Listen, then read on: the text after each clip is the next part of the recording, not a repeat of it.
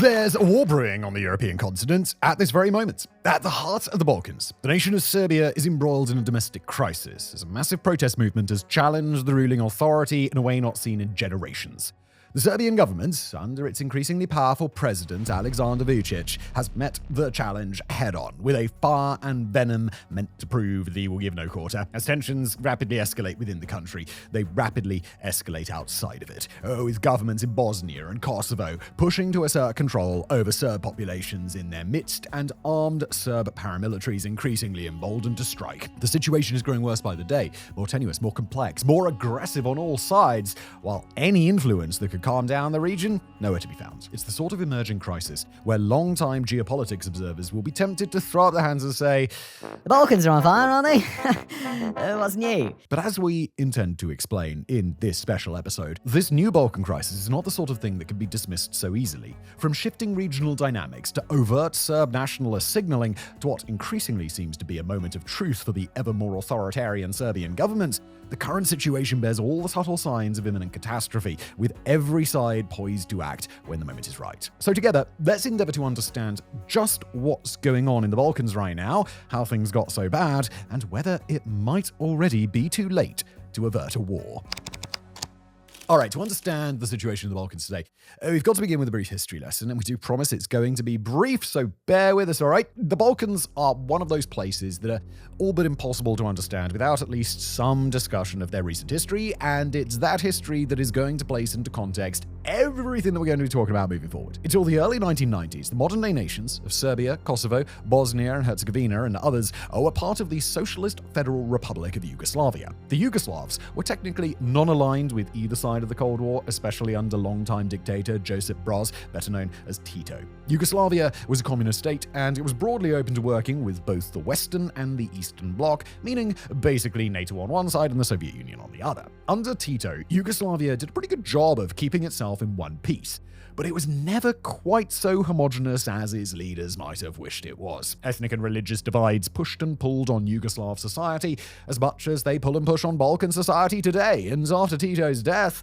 Yugoslavia degraded pretty quickly. It ultimately collapsed at about the same time as the Soviet Union, partly because the collapse of the Soviet Union made it less important for Yugoslavia's component groups to band together for mutual defense. When it collapsed, it divided into nations like Serbia, Croatia, Slovenia, and more. But at the head of the nation of Serbia, by that time, was an ethnic Serb named Slobodan Milosevic. Despite his attempts to reject this label during his tenure, Milosevic was, practically speaking, a Serbian ultranationalist, and in a Yugoslavia that was coming apart, it was hard to identify a movement with more power and potency than Serbian ultranationalism. Serbs were very influential across Yugoslavia at that time, and under Milosevic, Serbia reintegrated 2 autonomous provinces, including what's now the independent nation of Kosovo, while making other major political plays across the collapsing state. When Slovenia and Croatia declared independence in mid-1991, large-scale violence between Croatia and its minority Serb militias left tens of thousands dead, and things only got worse from there. From 1992 to 1995, Milosevic supported Bosnian Serbs during the Bosnian War, where ethnic cleansing against Bosnian Muslims and the siege of Sarajevo would leave an estimated 100,000 people, or even more, dead in the aftermath. In 1998 and 1999, Serbia, under Milosevic, engaged in a large-scale repression effort against ethnic Albanians in Kosovo, ultimately answered by a large-scale NATO bombing campaign that's remained highly controversial to this day. Just note here, in case it wasn't clear, that this is a massive distillation of everything that went on in the Balkans during the 90s. There are an abundance of resources out there if you'd like to learn more. But let's fast forward a couple of decades, and, well, a lot's changed in the Balkans, but a lot's remained the same. Milosevic is long gone. He died of a heart attack in his prison cell in 2006 while standing trial for war crimes in Bosnia, Kosovo, and Croatia. And speaking of Bosnia, technically Bosnia and Herzegovina, the nation is split between a federal government and the so-called Republika Srpska, an ethnic Serb semi-autonomous administration that oversees pockets of territory in both the north and the southeast. Meanwhile, Kosovo is recognized as an independent nation by about half of the countries on Earth, but not by Serbia, where it's still regarded as a breakaway region and, perhaps a bit less formally, a travesty of international meddling. Serbia is currently led by one Aleksandar Vučić, who we mentioned in the intro. He's been president of Serbia since 2017, and he's gained a reputation as a complicated figure on the global stage, presiding over an effort to join the EU and overseeing economic growth, but seeking out closer ties with Russia and China, and increasingly coming under fire for authoritarian and autocratic tendencies. Serbian nationalism is still very much a thing, both in Serbia proper and in ethnic Serb regions of neighboring countries, and both Vučić and high-ranking members of his government bear all manner of ties to Serbian nationalism, although there's been a concerted effort across much of Serbian politics to place distance between the country's current leaders and the legacy of the immediate post-Yugoslav years, when most of them got their start under Milosevic. So, that's the historical and political backdrop to Serbia's escalating crisis, but it's the situation for ordinary Serbians today that's created conditions for large-scale unrest. Right now, Serbia isn't in a terrible spot economically, but the current state of affairs is far from ideal. Unemployment's high, those people who do have jobs are often in unstable positions, income equality is stark, and about 1 in 4 people live on the edge of poverty. Roughly 1 in 14 live in absolute poverty.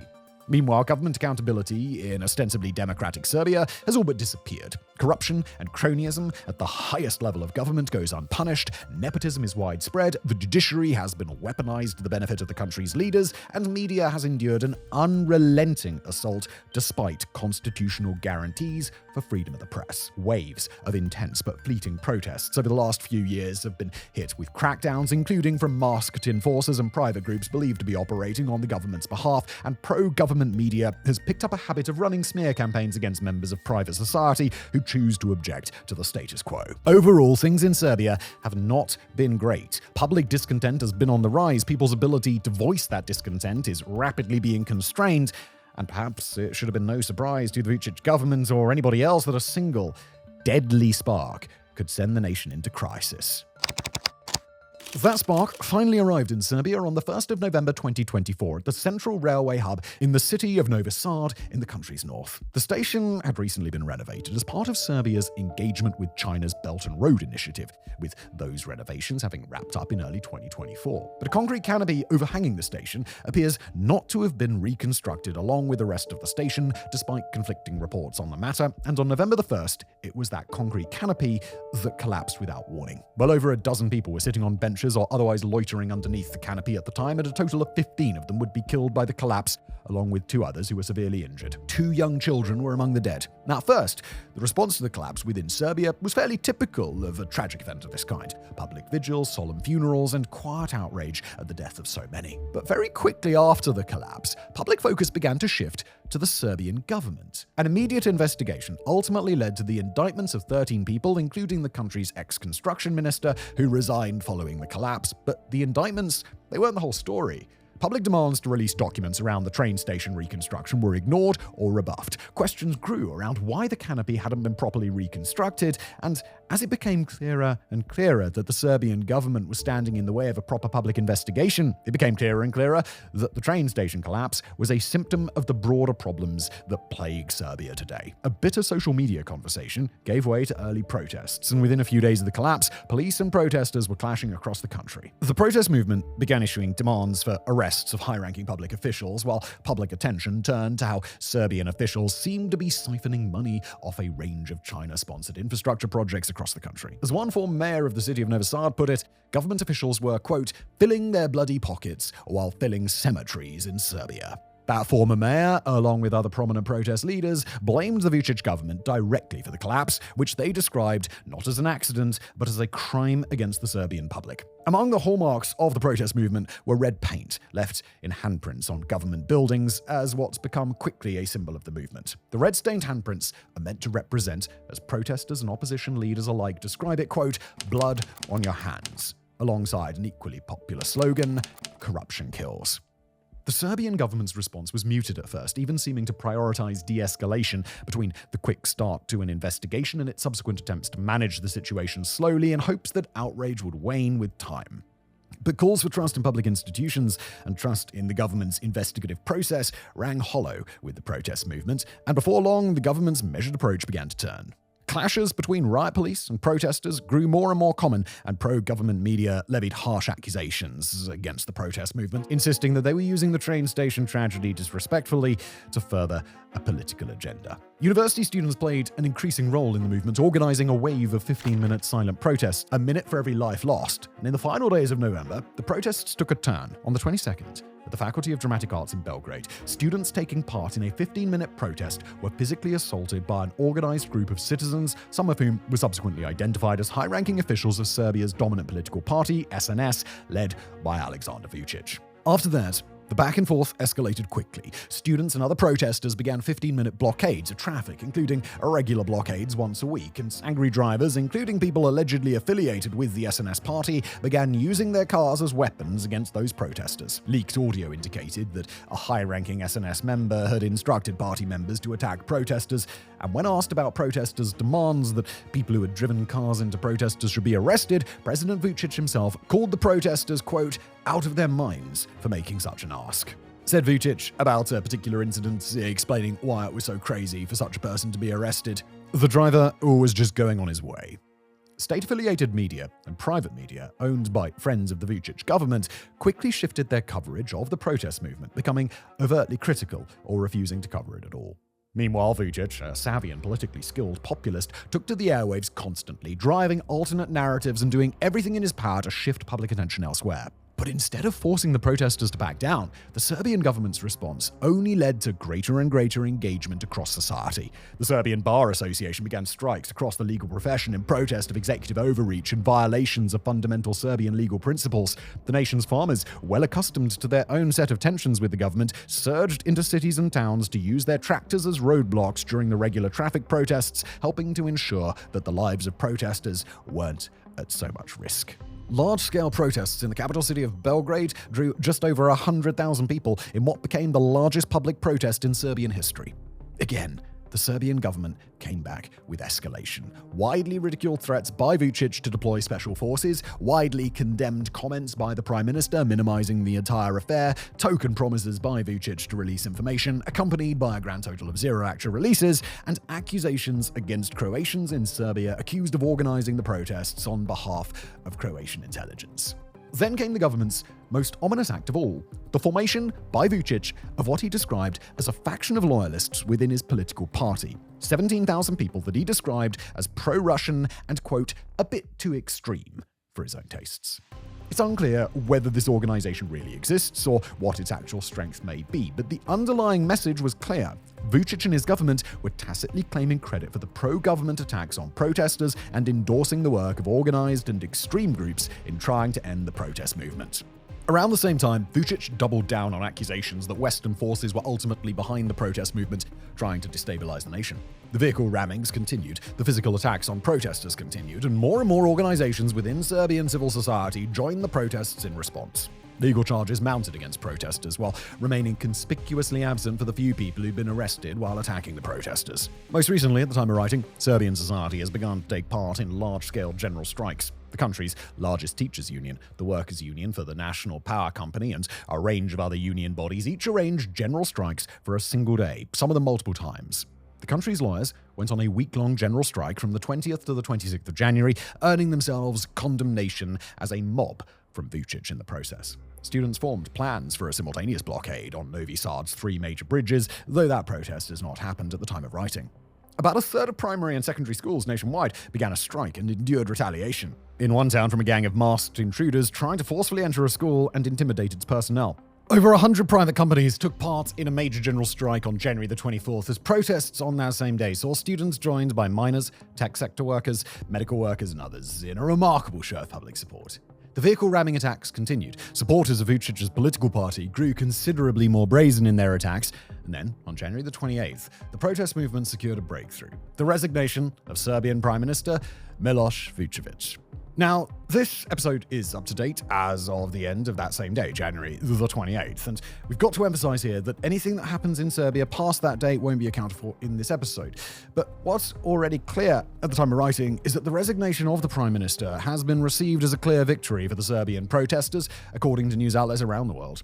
But if one high-level resignation, seemingly without a direct cause other than the continual escalation of the protest movement, doesn't quite seem like it's the same as an actual victory for the protest movement, well, suffice it to say that we see things similarly, and so do some within the protest movement. The PM's resignation came with the standard fare one might expect, an appeal for Serbians to end the unrest or to, quote, calm down the passions and return to dialogue. He indicated that the serious injury of a young woman participating in the protests who had been attacked by pro-government assailants was the catalyst for his decision, and he repeated the Vucic's government's claim of foreign interference on his way out.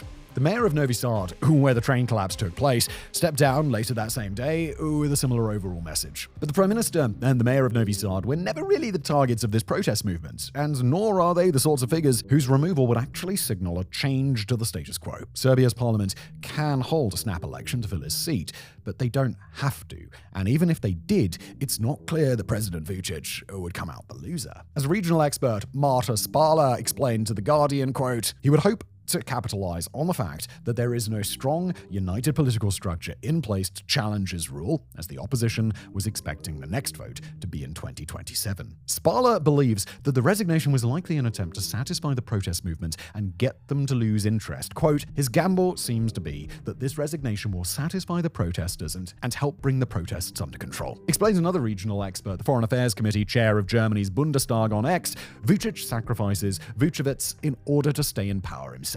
That gamble doesn't appear to be working, though. Early signals indicate that leaders of the protest movement will call out the rather ham-fisted play to quell public anger and redouble their efforts in kind. In the past, a similar move might have led to the protest movement disbanding or fading away. But this time, it appears that the protest movement knows it's in way too deep to even consider stepping back. Alright, so that's the situation inside Serbia, but right now, the situation within the country, that's only half the story. Serbia's protest movement is certainly worth following all by itself, and the nation clearly faces major internal headwinds that it'll need to find a way through. But this is a conflicts channel, and make no mistake, we're here to warn you about the clear potential for conflict running underneath this entire Serbian crisis. To find what may become the source of that violent escalation, we've got to take a closer look at the ethnic Serb populations in the two neighbor nations that we mentioned before, Bosnia and Kosovo. In recent years, Kosovo is where warning signs have really been flashing bright, so we'll start there.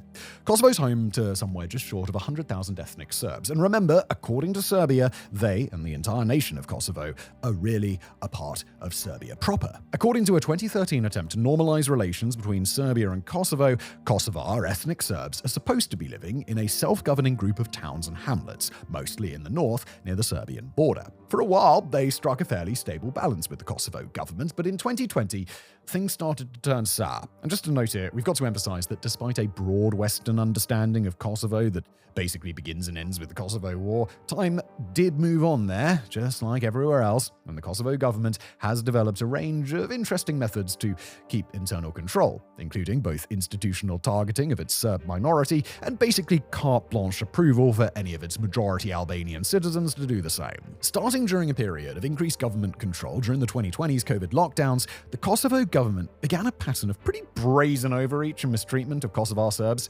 That included everything from confiscating much-needed medical supplies and closing down pharmacies because of paperwork errors, to trying to prevent these communities from receiving vaccines sent by Serbia, to arresting doctors and nurses to prevent them from treating patients. After the pandemic, Kosovo started restricting the flow of Serbians into the northern part of the country, and Serbia, still considering itself the rightful claimant to Kosovo's territory, allegedly sent troops across the border. The two countries narrowly averted war, and after that, things have remained very tenuous. Kosovo's worked to crack down on Serbianized elements of Kosovar Serb life and has been accused of its own provocations against Serbia, while ultranationalists within Serbia have seized on the tensions and pressured Serbia to defend Kosovar Serbs much more actively. The European Union has made attempts to incentivize both sides to back down, but the situation's never really de-escalated. Riots and shootings injure or kill loyalists on one side or the other. Things calm down for a little while, and then everything flares up again a few months later. But in June of 2023, the trouble really started picking up. In that month, after Kosovo police arrested a local Serb leader and set off riots, Serbia arrested a trio of Kosovar police officers and claimed that they'd tried to infiltrate Serbia. Kosovo accused Serbia of kidnapping the three, who were later released. Kosovo slapped terror organization labels on Serb militias for the first time, and then, that September, a Kosovar policeman was killed and 2 others were injured in an attack by about 30 Serbian and Kosovar Serb militants. 3 of the militants would be killed after trying to hole up in a local Serbian Orthodox monastery. Kosovo then banned the use of Serbian currency, basically cutting off Serbian financial assistance to ethnic Serbs, and in late 2024, hand grenades were thrown and launched at Kosovo's municipal buildings in a majority Serb area. A couple of days after that, a sabotage attack in North Kosovo heavily damaged a critical canal that supplies most of Kosovo's drinking water and the coolant water required for Kosovo's power plants. Kosovo carried out a series of raids in response, collecting large numbers of weapons, explosives, and Serbian and Yugoslav military uniforms from Serb areas. Kosovo accused Serbia of organizing the attack, and Serbia accused Kosovo of staging a false flag operation. By the time that whole drama was playing out, Serbia's current protests were already underway. And for now at least, focus had shifted inside Serbia toward its internal problems. So, that's the situation between Serbia and Kosovo. Crackdowns and attempts by Kosovo to assert control, an armed Serb minority under Serbia's protection, and frequent flare-ups that have left the border region balanced on a knife's edge. But there's also Serbia's other key neighbor, Bosnia, to take into consideration. And this is where the Republika Srpska, the Serb Republic, holds power in the north and southeast, comprising about 1.2 million people living in a tenuous balance with the Bosnia and Herzegovina government. In 2021, about the same time as things were getting worse in Kosovo, the Republika Srpska voted for secessionist-style boycotts against the Bosnian judiciary, tax system, military, and more. Since then, they've become increasingly isolated from Bosnia, while implementing authoritarian social controls in the areas they govern, including very harsh laws against criticism of Republika Srpska itself. Probably unsurprisingly, it's pivoted ever closer to Serbia, nestling itself under the protection of a more powerful benefactor that Bosnia can't really stand up to. And in a December 2023 comment that's not gotten nearly the traction it should after recent events, the leader of the Republika Srpska vowed to declare independence if Donald Trump was re-elected as US president in 2024. Then, in mid-2024, Serbia and the Republika Srpska went all in together on the nationalist side of their politics, uniting for a so-called all-Serb assembly in Belgrade that July. During their assembly, Serbia and the Republika Srpska, including both of their leaders, endorsed a declaration that was basically a plan for an ethno-nationalist domination of the Balkans. It called for the dismantling of Bosnia, the recapture of territory in Kosovo, and what was strongly implied to be the armed, potentially violent protection of the interests of all Serbs, no matter where they may live. Both the Serbian parliament and the Republika Srpska National Assembly would ultimately ratify the document. Their all-Serb assembly drew a letter of support from Moscow's foreign minister and a handful of alarmed reactions from Europe, but not nearly so many as there probably should have been. Several Western nations seem to interpret the assembly to mean that the more extreme leaders of Republika Srpska had chosen to vent to President Vučić about their issues rather than acting. But those interpretations overlook the rather important caveat that Vučić had actively signed on to a plan calling to dismantle the sovereignty of 2 neighbor nations. That assembly, by the way, was timed to take place just after the UN General Assembly designated a date of international remembrance for the Bosnian genocide, a measure that both Serbia and the Republika Srpska strongly opposed. And wrapping up the laundry list of concerns in the international sphere are 2 items pertaining to Serbia: rearmament and a recent geopolitical pivot away from Europe. We'll touch on rearmament first, where over the last couple of years, Serbia has poured a whole lot of time and money into the process of rebuilding its military. In late 2024, the country announced that it would reintroduce mandatory military conscription in 2025, bringing back a system that was discontinued over a decade ago. Nearby Croatia is doing the same, leading some analysts to suggest that the 2 countries may be looking at something of an arms race. Meanwhile, the Serbian military is rapidly overhauling itself, modernizing its main battle tanks and infantry fighting vehicles, procuring self-propelled howitzers and multiple rocket launchers, acquiring new Russian air defense systems, and waiting on an order of 12 top-of-the-line French fighter jets. And then there's Serbia's increasingly distant relationship with the rest of the European continent. Serbia has been working to join the European Union for a while now, and it's had a standing invitation to join NATO since 2008. But right now, the Serbian public isn't interested in either goal. Polling in February 2024 found that less than 1 out of every 10 Serbians would support a move to join NATO, while a separate poll found that only about 1 in 3 Serbians are interested in joining the European Union. That wasn't always the case. EU membership got a majority public opinion polling as recently as 2019. But under the Vučić government, Serbia's gotten less and less interested. Said Vučić of the prospect in the summer of 2024, quoting here, "I don't believe we are going to be a part of the European Union in 2028. It's not going to happen. I don't lie to my people." Vučić and his inner circle have weathered accusations of corruption and democratic backsliding from an ever-growing chorus of European voices in a dynamic that certainly doesn't endear these voices to the Serbian government. At the same time, Serbia continues to work with China via the Belt and Road Initiative, and if the country's protesters are accurate in their assessments, then that partnership has been highly lucrative for Serbia's corrupt elite. The nation has grown closer and closer to Russia, a partner it relies on for gas and for geopolitical support for its more controversial ambitions, as recently as the All-Serb Assembly that we just mentioned. Vučić has frequently defended Russia in its invasion of Ukraine, and public demonstrations in support of the invasion tend to draw larger crowds in Serbia than those demonstrations that advocate on Ukraine's behalf. Vučić has denied that Serbia is always in support of Russian interests, and their recent history in international diplomacy bears that out. But over the last several years, it's been abundantly clear where the wind is blowing in Serbia, and it ain't blowing in Europe's favor.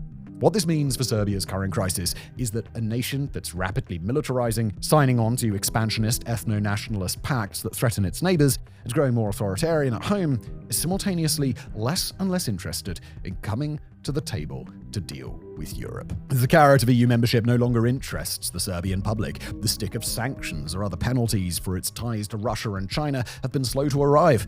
Europe's reaction to the All-Serb Assembly was too internationally confused to have any real effect.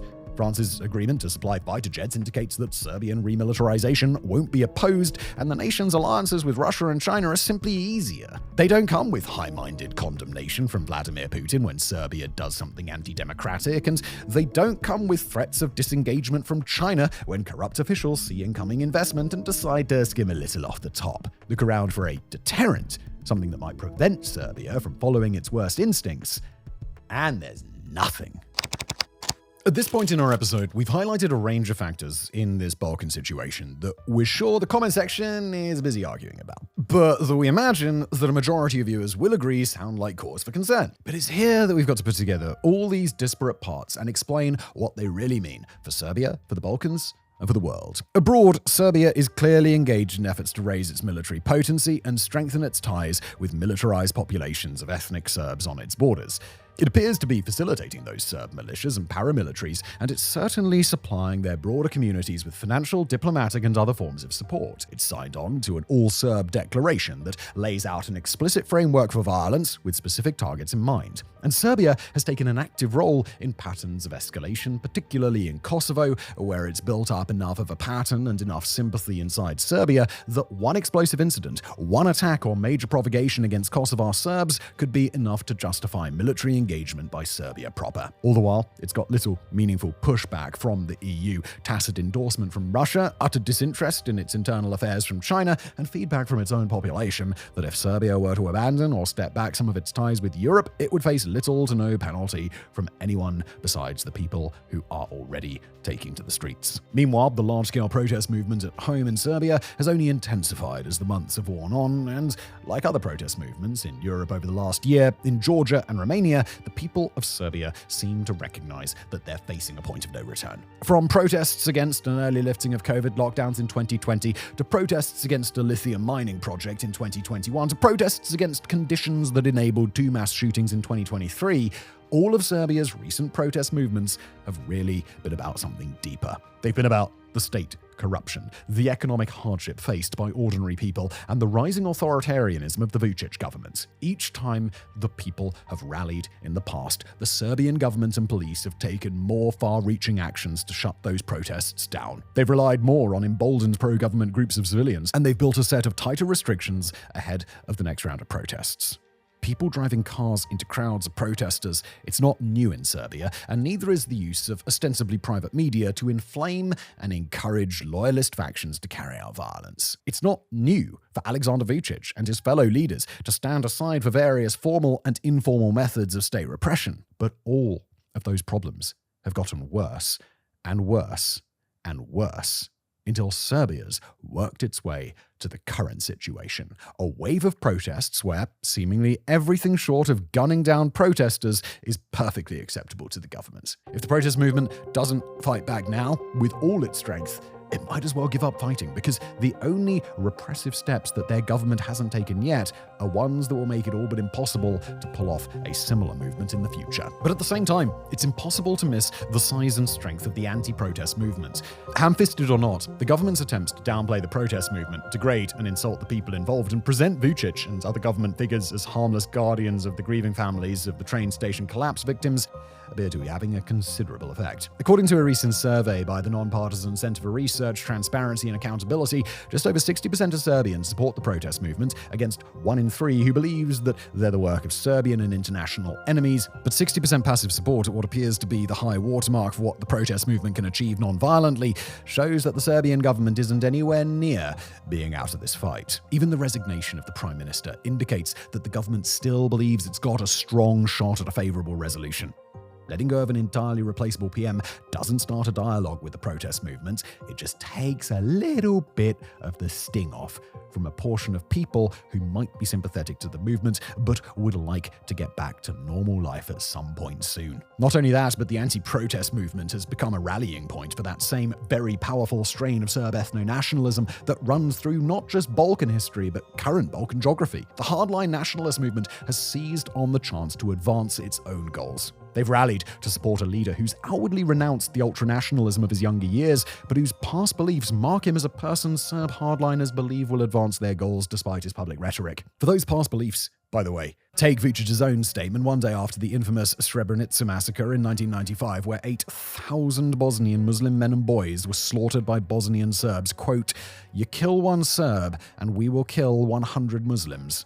Vučić became Slobodan Milosevic's information minister 3 years later, if anybody's keeping track. And today, he's still willing to sign on to all Serb declarations within the Republika Srpska.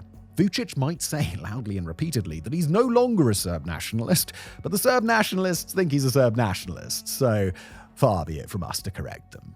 The push and pull between a protest movement that knows it's at a make-or-break moment and a nationalist faction that knows it's got free rein to operate as it sees fit sets up a very difficult moment for the Serbian government. Remain on its current course, and yeah, it'll continue to alienate hundreds of thousands of Serbians who are opposed to the corruption and authoritarianism of the administration. But in the protest, it'll also endear itself to a nationalist movement that's much better aligned with the government's goals. The pro-government faction of the Serbian public has the numbers, the political status as a highly influential and prioritized group, and the will to go all the way in opposing these peaceful protests. And if the government does stay faithful to their cause, then the nationalist movement may even be able to pull Vučić more toward overt nationalist policy as crackdowns get tougher and political control solidifies. On the other side, what would Vučić get for listening to the protest movement? A slew of investigations against himself and his inner circle, anti-corruption efforts that could greatly reduce their wealth and even send them to prison, and changes to the Serbian social order that would harm Vučić and his allies' interests, all for the dubious prize of supporting a vision for Serbia that Vučić and his inner circle don't seem to believe in. And who's going to step in? Vučić and the Serbian government appear to have all but abandoned their old goal to join the European Union, seeing the EU's accusations of democratic backsliding and corruption, and responding by using their control over Serbia to move closer to Russia and China. Ignore Europe, and Vučić has very little to lose. With the United States, it's a slightly different balance, but no less advantageous for Serbia.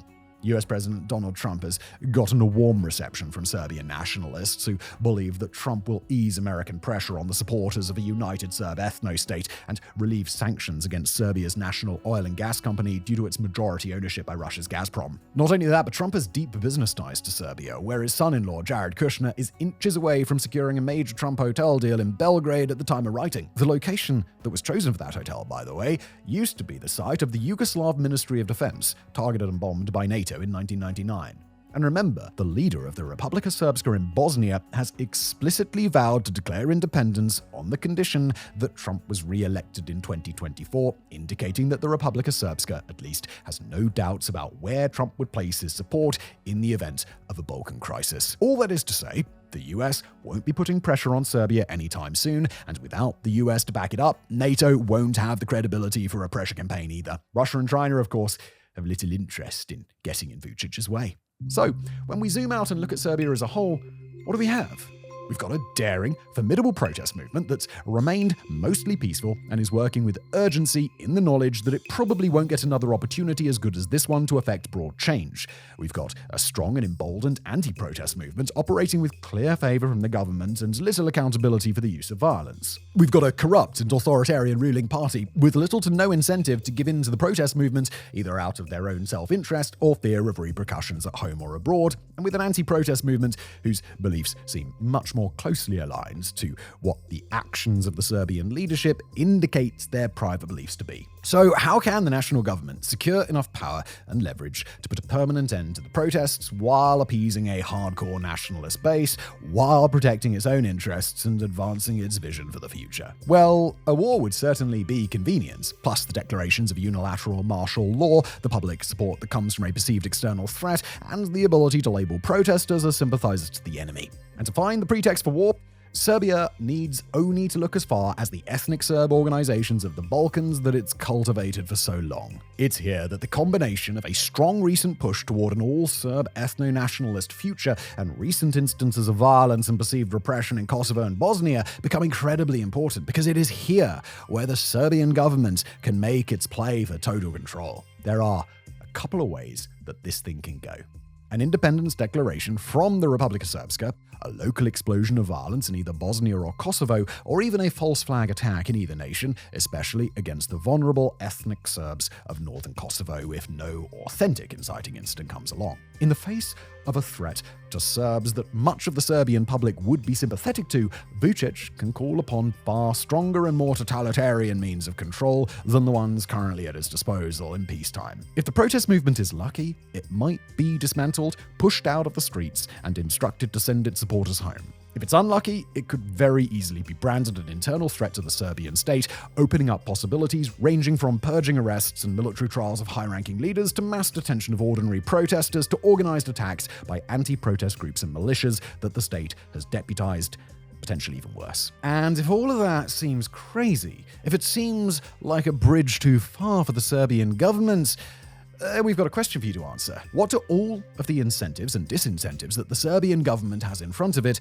suggest that Serbia will do? Any disincentives that could make this outcome less appealing for the Serbians are either the toothless European condemnations that Serbia could easily dismiss, or they're directly tied to the protest movement. The same protest movement that Serbia could probably get away with crushing if it could create the right pretext. And their incentives to pursue a harsh course of action, they're abundant. From their geopolitical pivot toward Russia and China, to the strength of their support from much of the Serbian public, to the potential to realize expansionist and ethno-nationalist goals, and much more. And beyond the incentive structure alone, look at the world in 2025. South Korea just declared martial law. Bashar al-Assad was toppled in the span of 2 weeks. The entire balance of the Middle East has been turned on its head, and that's just the start. Right now, planet Earth is a highly permissive environment for those looking to upend a status quo, violently consolidate their power, or even snap up new territory. Serbia's leaders are savvy enough operators to realize it. In order to avoid such a fate, it's the protest movement that will have to succeed in Serbia, and do it fast. But that's a tall order for these particular protesters. They have to push back against a state judicial, law enforcement, and media apparatus that they lack the means to change, while trying to keep themselves from violent, government-supported counter-protesters, while trying to defeat a government that has nothing to gain from listening to them and nothing to lose by crushing them. They've got to do it all without turning to violence. And let's repeat that one more time, that these protesters must find some way to succeed without resorting to violence. That's because if they do cross that threshold, they'll hand the Serbian government all the power and pretext it needs to engage in far more severe crackdowns and empower the wider use of violence against protesters. And we should be clear here that defeating the Serbian government non-violently is not an impossible task. We've got to admit it's pretty damn close to that. And unfortunately, the next most promising way to avert an outright war, other than a government toppling success by the protest movement, is for the protest movement to pack up and head home. It's not an easy solution, it's certainly not a fair one, and it would result in an undeniable defeat for the movement. But it would at least mean that this portion of the Serbian public can roll the dice, hope the retribution from the government isn't too severe, and see if they might get another chance a couple of years down the line. It's a dismal ending for a movement that certainly seems to want the best for Serbia.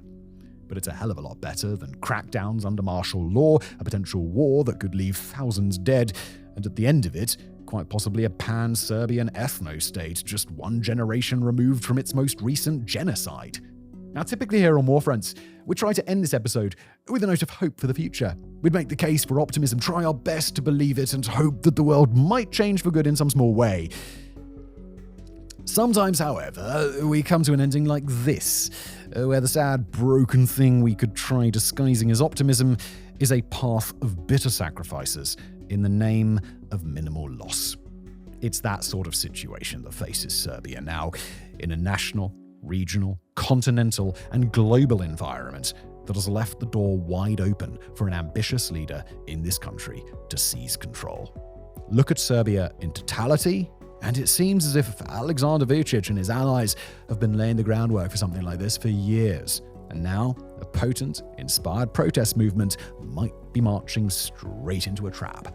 The question we posed all the way at the start of today's episode was a simple one. Is it already too late to avert war? Based on the situation now, there is still a path to avoid that war, and that's worth something. But the most likely path to avoid war includes the failure of the protest movement, and the failure of the protest movement would mean that a militarizing, authoritarian, seemingly expansionist and ethno-nationalist Serbian state will continue to grow unopposed. In that version of the future, war is averted, but that war would have been a means to an end. Thank you for watching.